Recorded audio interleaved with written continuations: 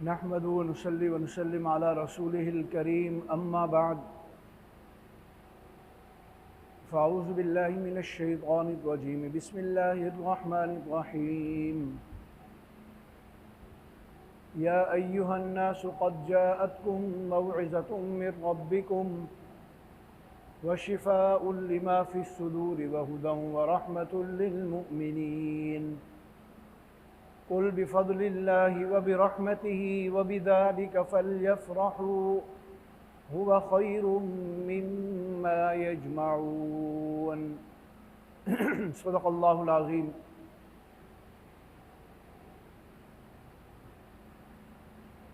आज की ये तक़रीब कुरान पाक के ख़त्म के सिलसिले में है। इन बच्चों ने कुरान पाक का हिफ़्ज़ किया है और कुछ ने नाज़रे और कुछ ने हिफ़्ज़। अल्लाह ताला इन बच्चों को और इन बच्चों के पढ़ने को और इनके वालिदैन और इनके असातिज़ा को कबूल फ़रमाए। ये मुबारक मौका होता है जहाँ बच्चों के लिए ये मुबारकबादी का मौका है, वहाँ उनके वालिदैन के लिए भी मुबारकबादी है।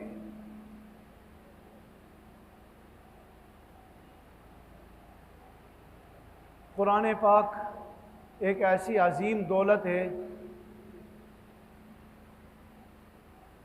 कि इसका ना तो अव्वलीन ना आखिरीन कोई भी इसका मुकाबला कर नहीं सका। कुरान ने बहुत से चैलेंज किए हैं।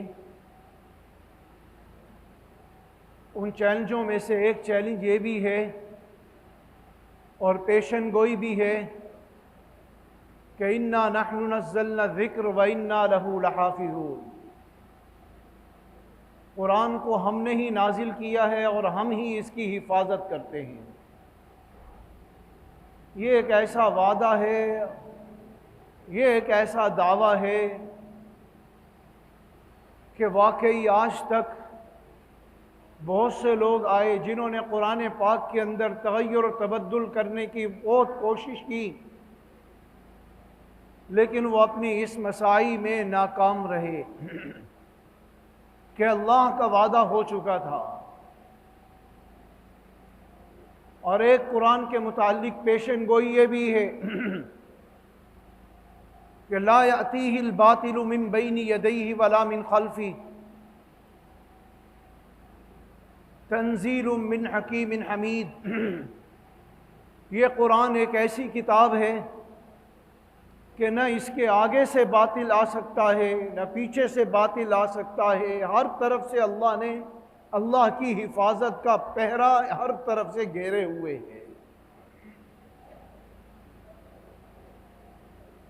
ये एक ऐसी आज़मत वाली किताब है।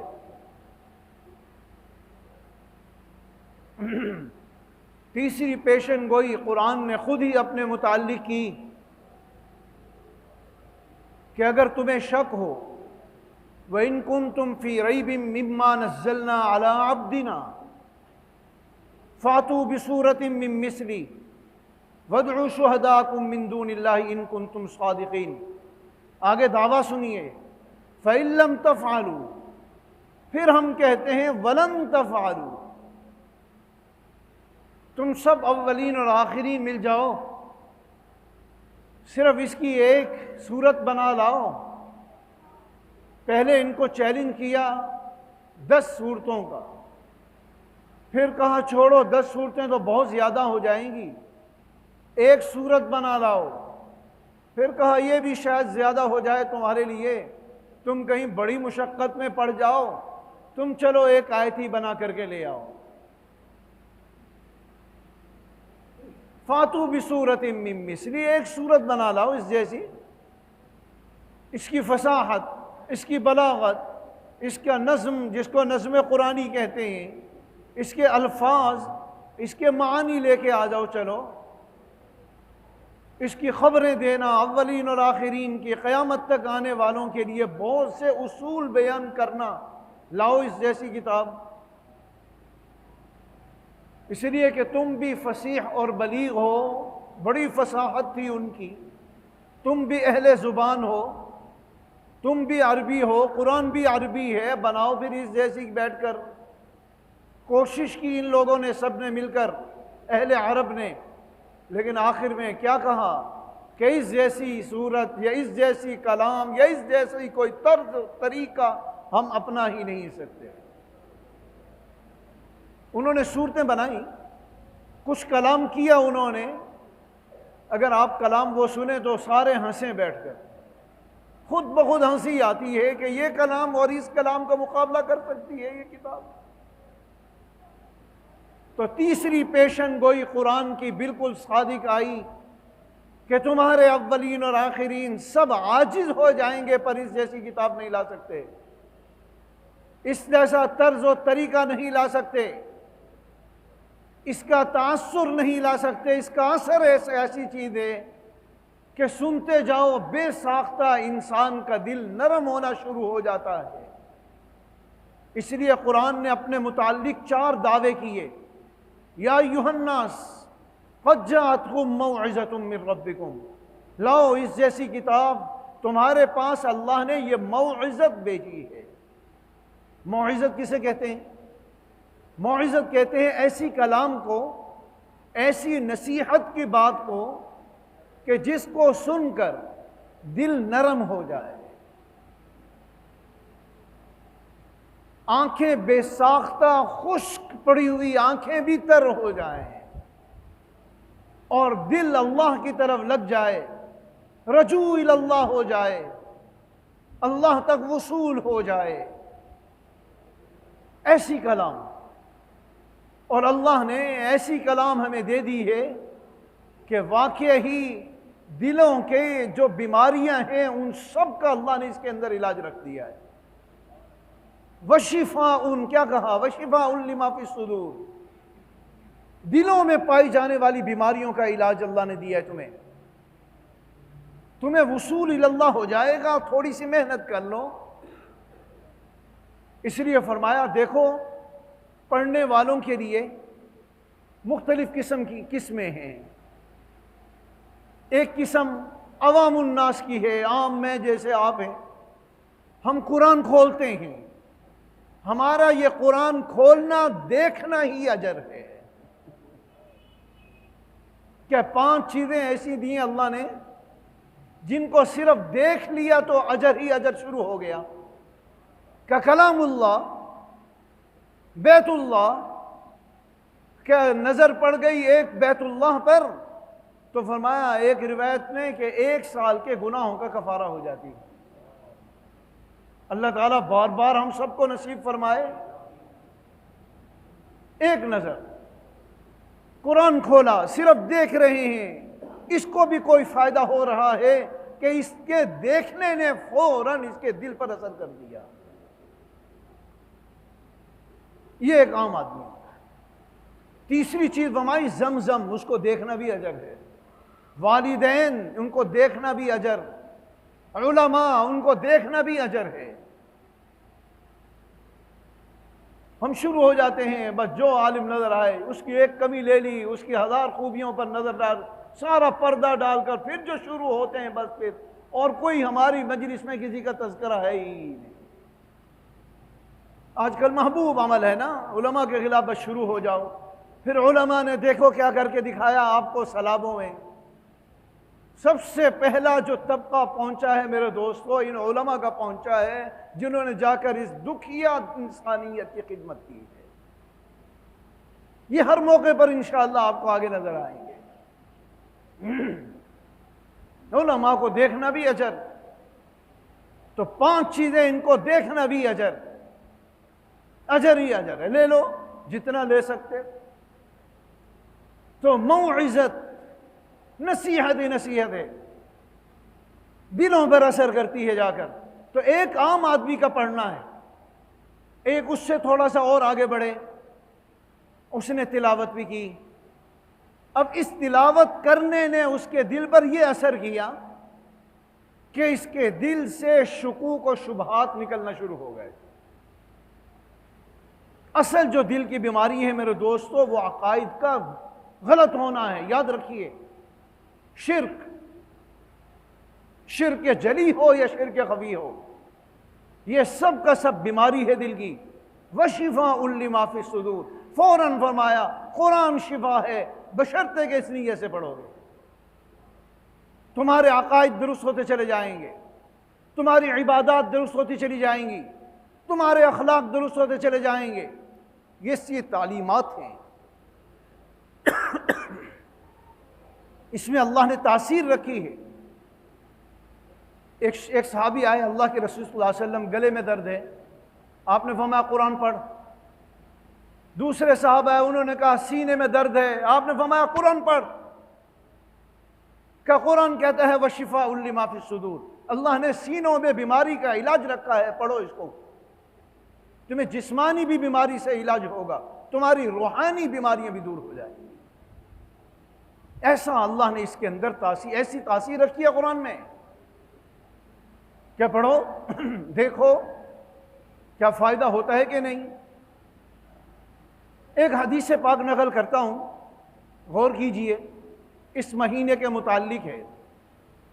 हदीस पाक में आता है ला अदवा वला तियर वला सफर वला हम्मा,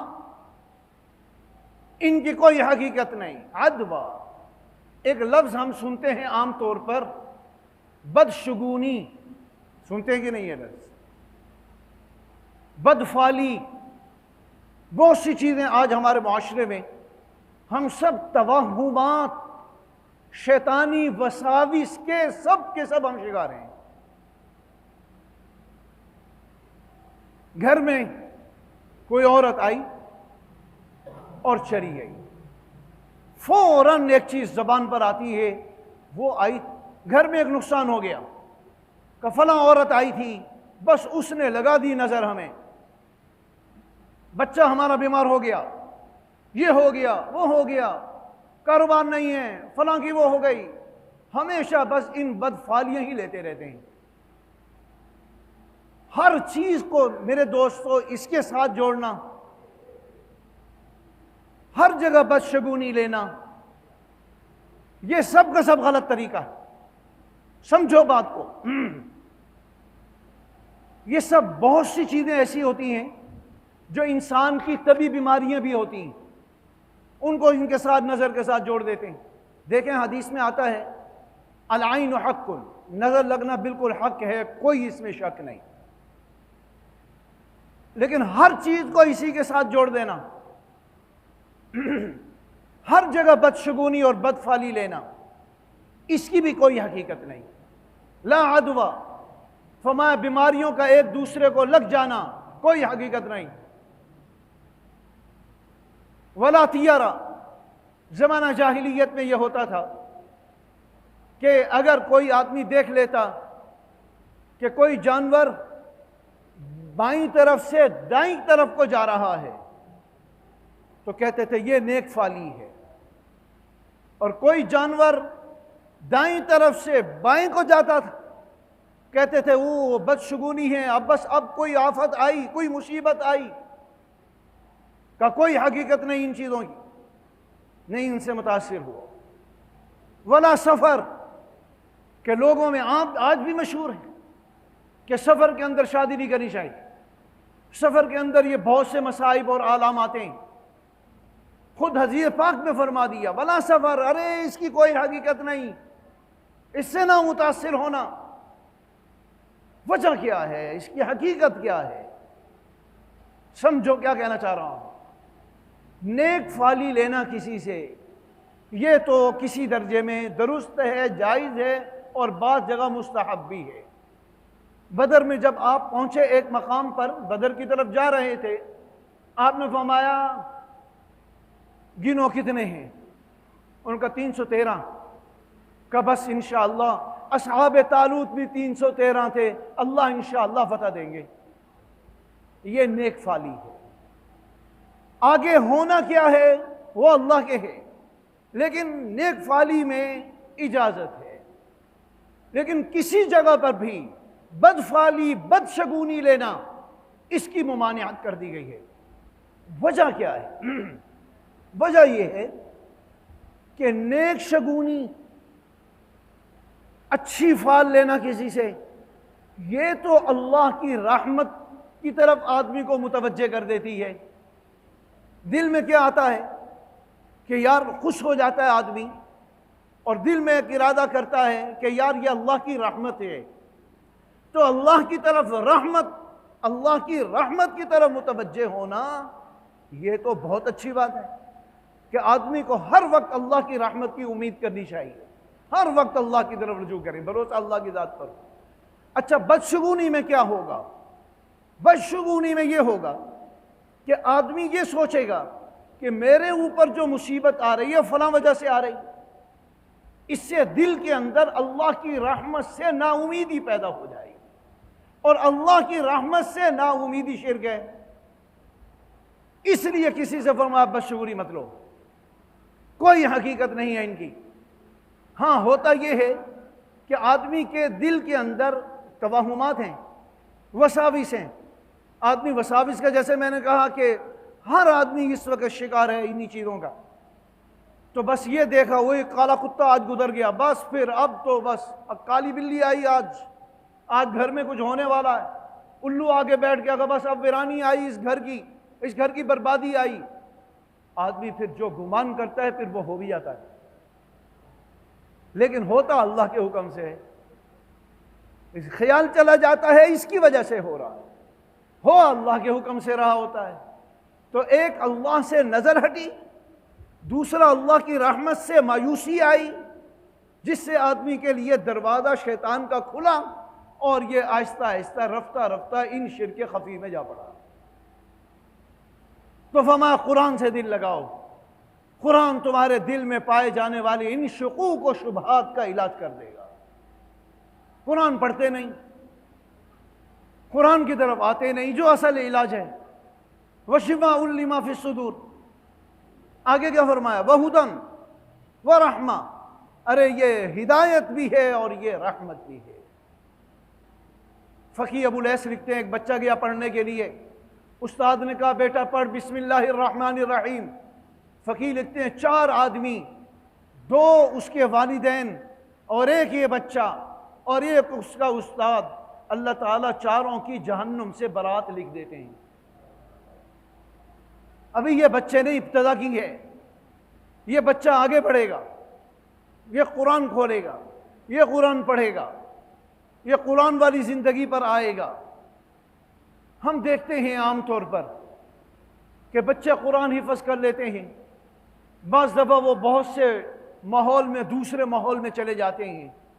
इसमें कसूर कारी का नहीं, इसमें कसूर मदरसे का नहीं, इसमें हमारा भी कसूर है। इसमें हमने घर में माहौल नहीं दिया उस बच्चे को।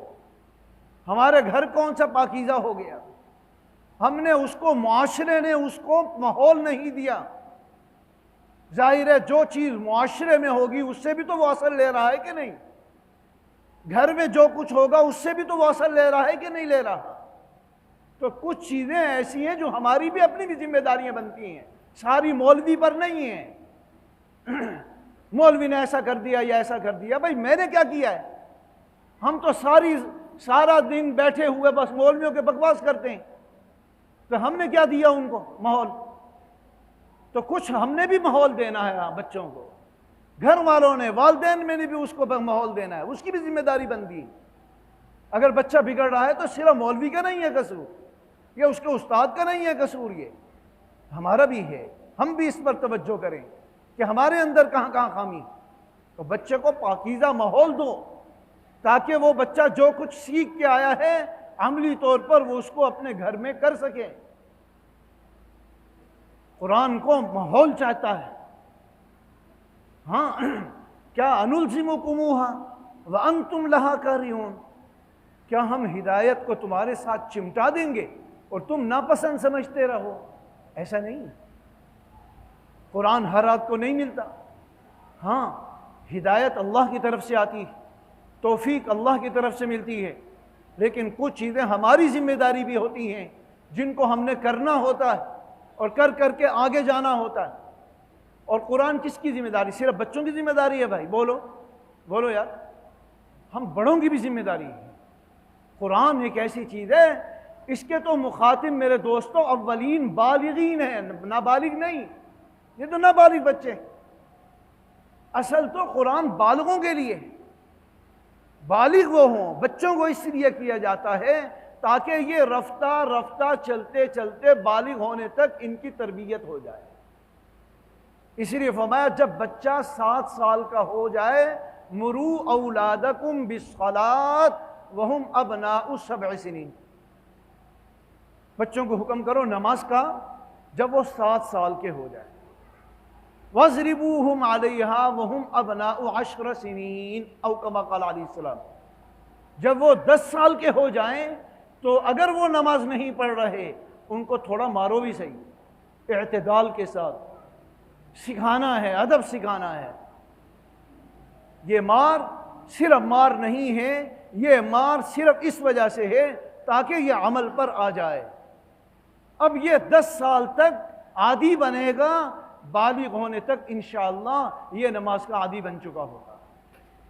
अब इसको घर का माहौल भी चाहिए, इसको मुआशरा भी अपना माहौल दे, अपना किरदार अदा करे, सारी चीज़ें दें माहौल। हम शिकायत तो करते हैं, ज़माने की शिकायत करते हैं, ज़माना बहुत बुरा हो गया। हदीस पाक में फरमाया कि ज़माने को गाली मत दो, ला तसुब्बुद्दहर, ज़माने को गाली मत दो, वानद्दहर, मैं खुद ही ज़माना हूँ, इसलिए कि ये सारा मेरे हाथ में है, ये सारी इंसानियत के कुलूब फरमाया मेरी 2 उंगलियों के दरमियान में है, मैं जिधर चाहूँ फेर दूँ इनको, जिधर चाहूँ इधर कर। सब अल्लाह के हुक्म से होता है, सारी कायनात उसके हुक्म के साथ जुड़ी हुई है। ये सब इम्तिहानात हैं, कभी लेकर मजमाता हूँ, कभी देकर आजमाता हूँ। मेरी आजमाइश के मुख्तलिफ तरीके हैं, बस तुम ईमान लाओ।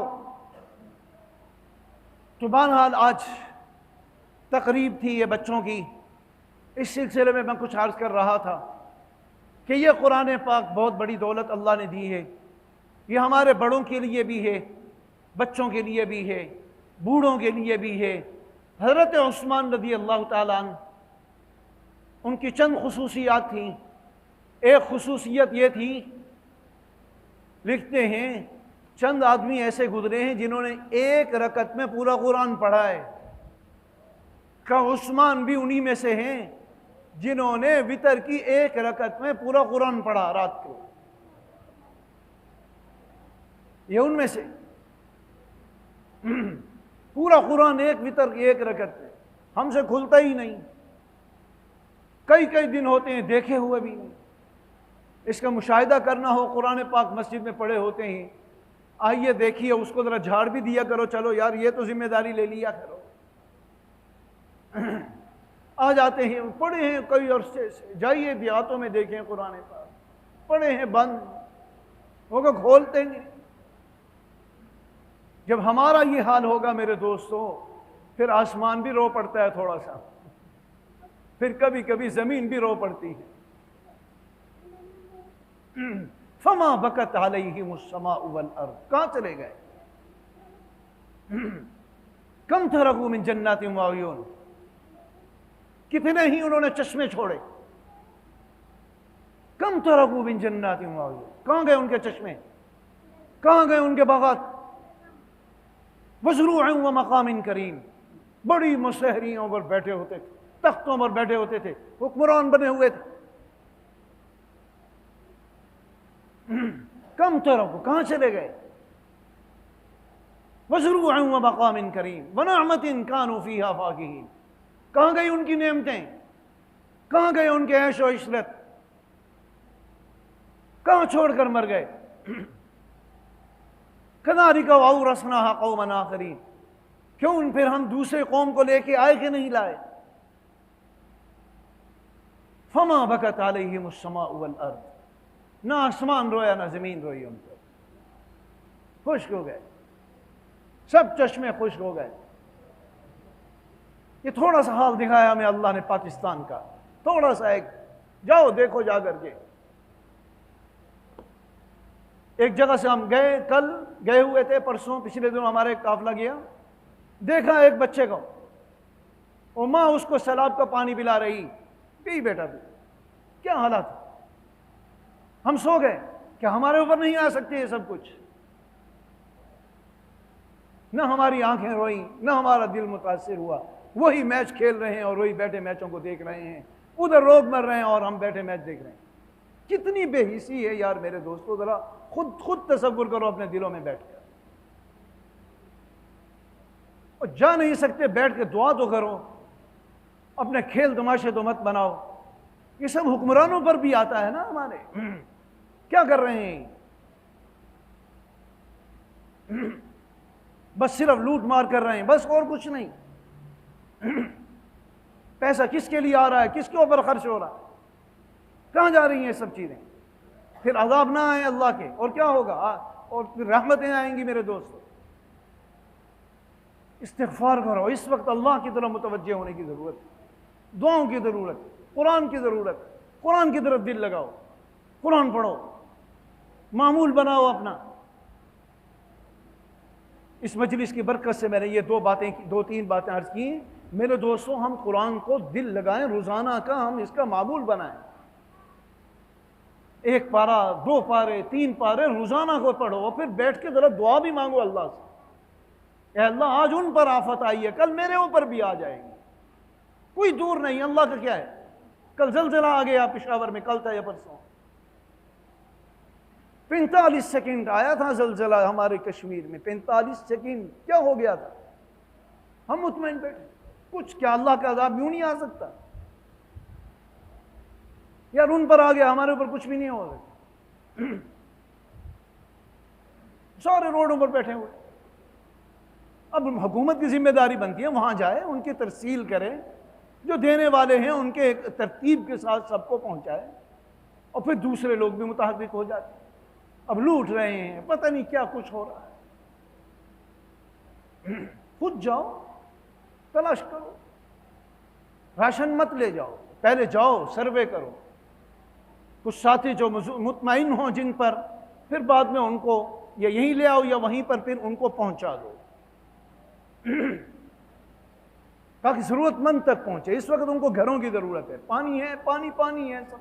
अभी तो उतर जाएगा इंशाल्लाह, हो भी गया, काफी लोग आहिस्ता आहिस्ता जा भी रहे हैं। नया पानी आ जाता है, इधर से जाता है, इधर से आ जाता है, इधर को खत्म होता है, उधर से शुरू हो जाता है। कहां जाए? सब अल्लाह की तरफ से। हमारी जिम्मेदारी अल्लाह की तरफ रजू करो, सब अल्लाह की तरफ रजू करो, मांगो अल्लाह से, दुआएं करो अल्लाह से। तो बहरहाल ये हमारे इन बच्चों की आज दस्तार भी है। अल्लाह ताला नमाज के बाद करें, नमाज के फ़ौरन बाद। तो नमाज के फ़ौरन बाद इन बच्चों की छोटों की दस्तारबंदी भी होगी, आप भी उसमें शरीक हों। देखें अपने मंज़र, ये भी एक दिलों को नरम करता है कि इन बच्चों ने कुरान हिफ़्ज़ किया है और बादों ने नाज़िले पढ़ा है। कोई हर्ज नहीं, हम इसमें थोड़ी देर और बैठ जाएं और इसमें अपना थोड़ा सा वक्त निकालें और इसमें शरीक हो जाएं। अल्लाह ताला हम सबको अमल करने की और अल्लाह की तरफ रजू करने की तौफीक नसीब फरमाए।